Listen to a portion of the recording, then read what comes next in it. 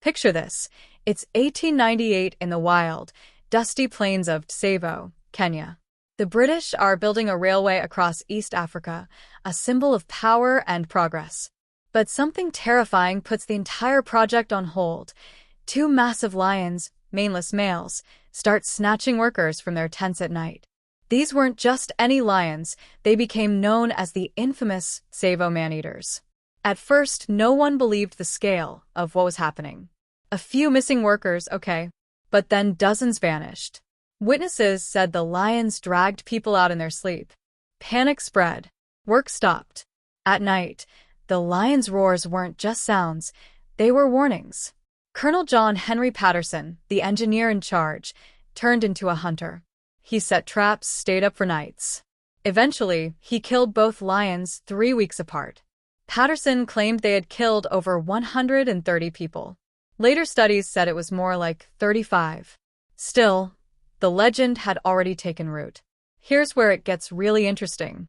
One of those lions had a massive dental infection, broken molars, and exposed roots. Eating large, tough prey like zebras would have been torture. But humans? Softer, easier, and unfortunately, still meat. Scientists confirmed this 100 years later by analyzing the skulls, which are now displayed at the Field Museum in Chicago. But Tsavo wasn't an isolated case. In the 1930s, over in Tanzania, 15 lions hunted people in the Njombe region, not for weeks, but for 13 years. They killed an estimated 1,500 people. And get this, they flipped their hunting instincts. Instead of stalking at night, they hunted during the day, when people least expected it. They worked in teams, avoided traps, even climbed onto thatched roofs to get into homes. Local villagers believed these weren't ordinary lions. They were sent by a witch doctor as revenge. And they feared that killing the lions would only anger the spirits more. But scientists found a more rational cause. A deadly cattle plague had wiped out most of the lions' normal prey.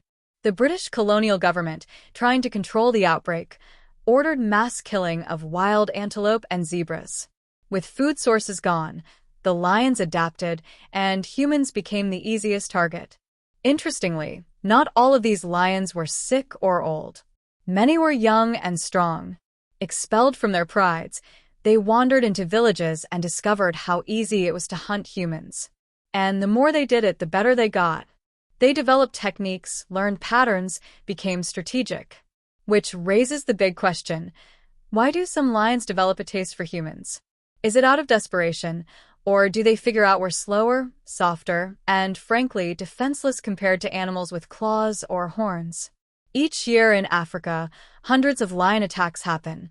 Many go unreported, especially in remote areas. And as shocking as that is, lions today are actually under greater threat than ever. Populations are dropping fast.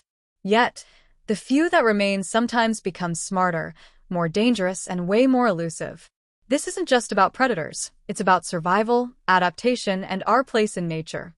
We like to think we're untouchable, the top of the food chain. But the lions of Tsavo and Njombe remind us, out there in the wild, we're still just another part of the ecosystem.